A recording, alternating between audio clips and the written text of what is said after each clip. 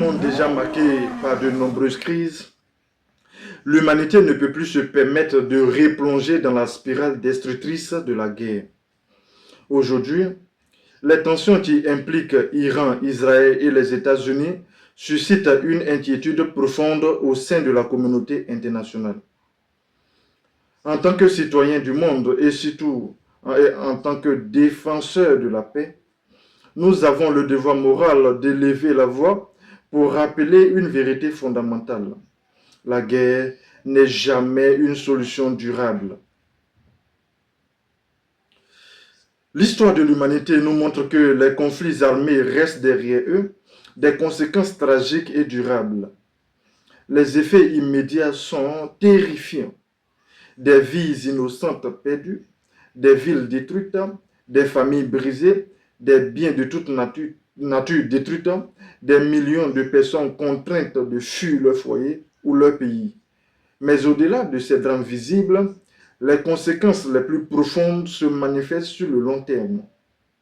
Traumatisme psychologique, effondrement économique, cycle de violence, radicalisation des sociétés et instabilité durable dans les relations internationales. Les chiffres des guerres du XXe siècle rappellent à quel point les conflits peuvent être dévastateurs pour l'humanité.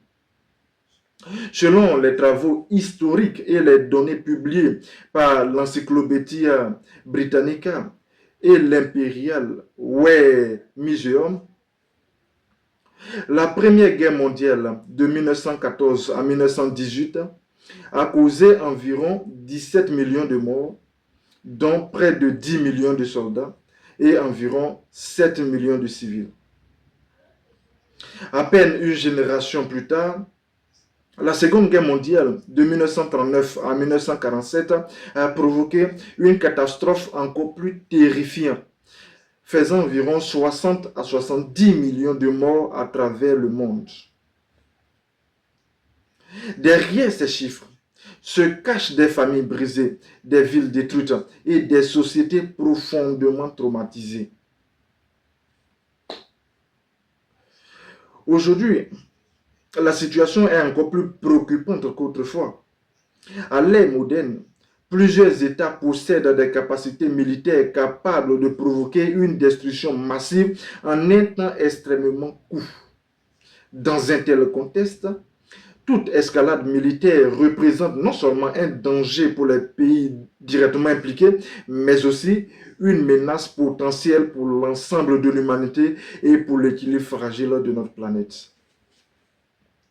C'est pourquoi il est urgent de rappeler que la responsabilité de nos dirigeants est immense. Les peuples, qu'ils vivent au Moyen-Orient, en Afrique, en Europe, en Asie, en Amérique, aspirent avant tout à la sécurité, à la dignité et à un avenir meilleur pour leurs enfants surtout. Ils n'aspirent pas à une troisième guerre mondiale. Face aux tensions actuelles, la voie la plus sage et la plus responsable reste celle du dialogue, de la diplomatie et du respect du droit international. Les différends entre les États doivent être traités par la négociation et par les mécanismes pacifiques prévus par la communauté internationale. C'est d'ailleurs l'esprit de l'ODD 16 promu par l'Organisation des Nations Unies qui appelle les États à construire des sociétés pacifiques, justes et fondées sur les institutions fortes. Choisir la paix n'est pas un signe de faiblesse. Bien au contraire, c'est la preuve d'un leadership responsable et visionnaire.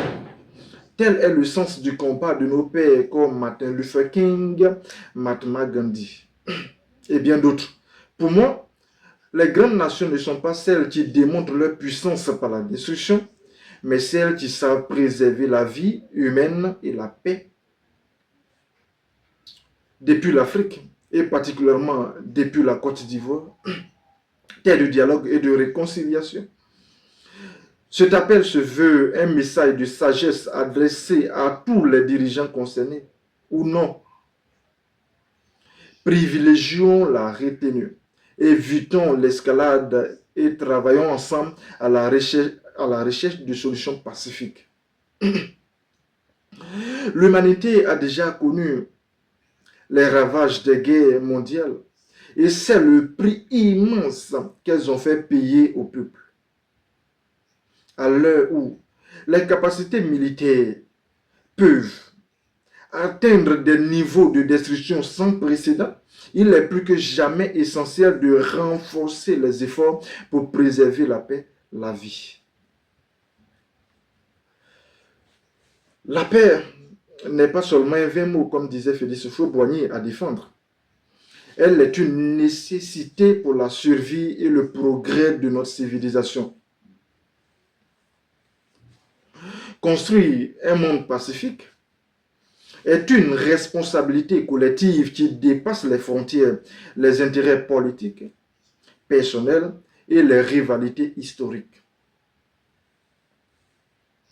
Aujourd'hui, plus que jamais, nos dirigeants doivent chercher ou choisir la voie du dialogue, de la sagesse et de la paix. Pas parce que l'avenir de l'humanité dépend de notre capacité à transformer les tensions en opportunités de coopération et de compréhension mutuelle.